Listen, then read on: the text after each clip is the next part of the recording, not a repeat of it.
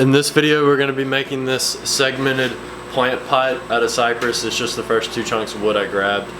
Each ring is 12 segments and it's 4 rings tall.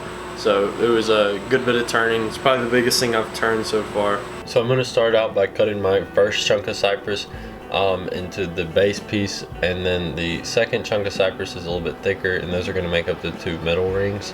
And I'm going to need to cut 24 pieces because, like I said, this is a 12-sided shape.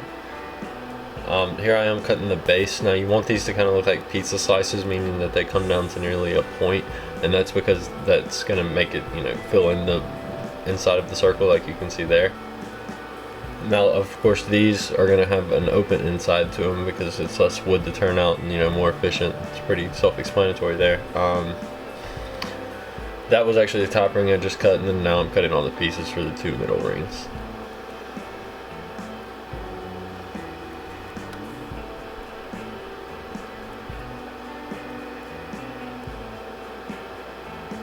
I just like to lay the pieces out on a piece of tape, and it makes it really easy to roll up. And just dropping some glue between them.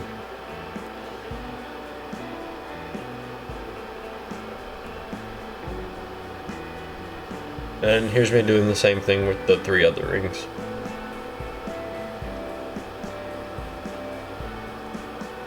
I just like to use rubber bands as clamps. I don't know where I got these giant rubber bands, but they've just kind of always been in my garage.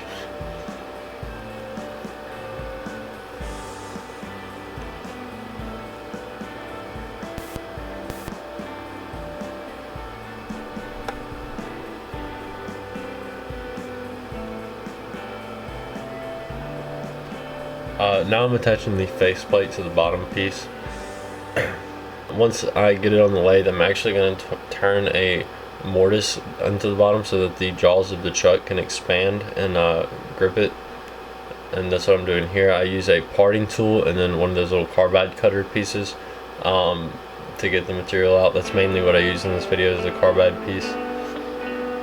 And then the carbide piece again to flatten the bottom, or actually the inside of it out, because the mortise is how it's attached right now, as you can see from the holes that the screws left. And of course when you stack them, I think this goes without saying, but make them staggered. It provides a lot of extra strength. That kind of like breaks. And this is the carbide cutter tool again. I'm just roughing it out, getting them all turned down to a circle.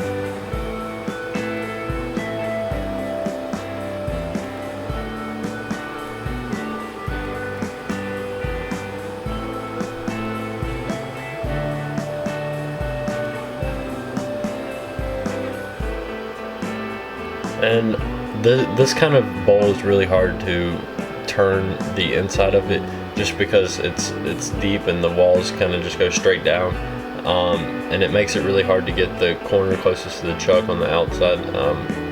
If you've tried something like this, you know what I'm talking about. So of course I didn't get a camera angle because I can barely get an angle to see it. And now I'm putting sawdust and wood glue in the holes. I just put some wood glue in the hole and then just dump a handful of sawdust from the ground. So I didn't record the wood burning part of this project because I'm just not the best at it, and it just takes a lot of time, and it's something you got to figure out. But if y'all would like to see that in the video, leave a comment and I can make a video where I'll burn some stuff and show you what I'm at, which isn't much.